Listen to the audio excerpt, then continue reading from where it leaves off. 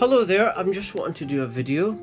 Now I wanted to talk about, obviously, the picture I've got on, you know, the poppies and the wars and stuff like that. And I just want to say a truth that is an obvious truth, but it's a strange truth to people that aren't aware of this. And it's so obvious, you know, I'm just stating the obvious here. I'm going to say it now. Wars are only possible because of soldiers. That's it.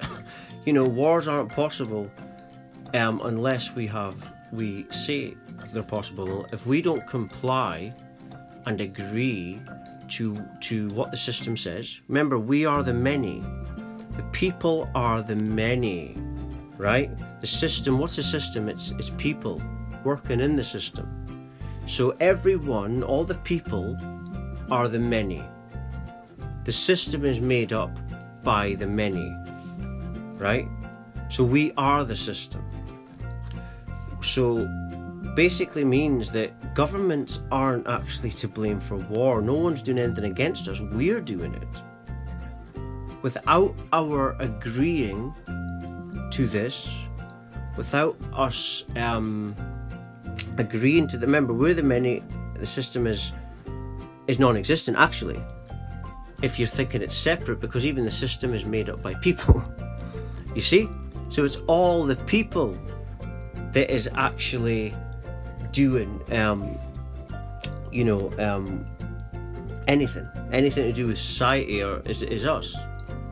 And so people have this idea that it's like a government thing, or that the separate power. Don't know it. We are the masses. We are the people. We are the many. We create reality ourselves, and we are to blame for all the wars. We need to take. I take full responsibility for. I feel, on this, kind of poppy thing. I basically feel very angry and frustrated because I blame myself. I take full responsibility for all the wars that have ever happened, and I think everyone needs to do that because we are all one, right? But nobody else does that. Everyone else is raising their fist, and we're being forced to remember all the wars, and we're being made to raise our fist and in agreement. Yes, and what the people are programmed to repeat back, and what they don't realise that they're saying, is that war is good and war is freedom, and it's just this continual machine that is going on. And that's what this poppy thing is symbolic of. When you see everyone gathered around like little sheep and they're just following, they're all wearing their poppies, that's an example of what the system does. It basically sets up whatever it wants to, and we all follow. And it's so obvious to see, but we're living in a sick society where me saying something like this is a more conscious perspective. Remember, I had an unexpected spiritual awakening at the age of 24, 32 now, so years of every day since then, it's been relentless information and working. You become conscious, and it's like the bubble has burst now and the lid's been lifted. When before you were doing things and you didn't realise that your perceptions you were absolutely mind controlled. When you awaken, you're aware of that. You're self-aware. Most people aren't self-aware. This is what comes with awakening. You become self-aware.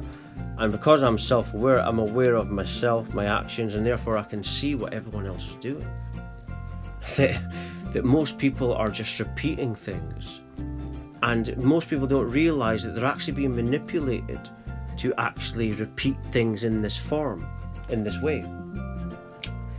And that's the way society is run. And if you have an unpopular opinion, that is not that it's almost like not allowed. It's like society is brainwashed to make you feel like you're not allowed to. Like, my opinion of war is not the popular opinion, but it's becoming more popular because of people in the past.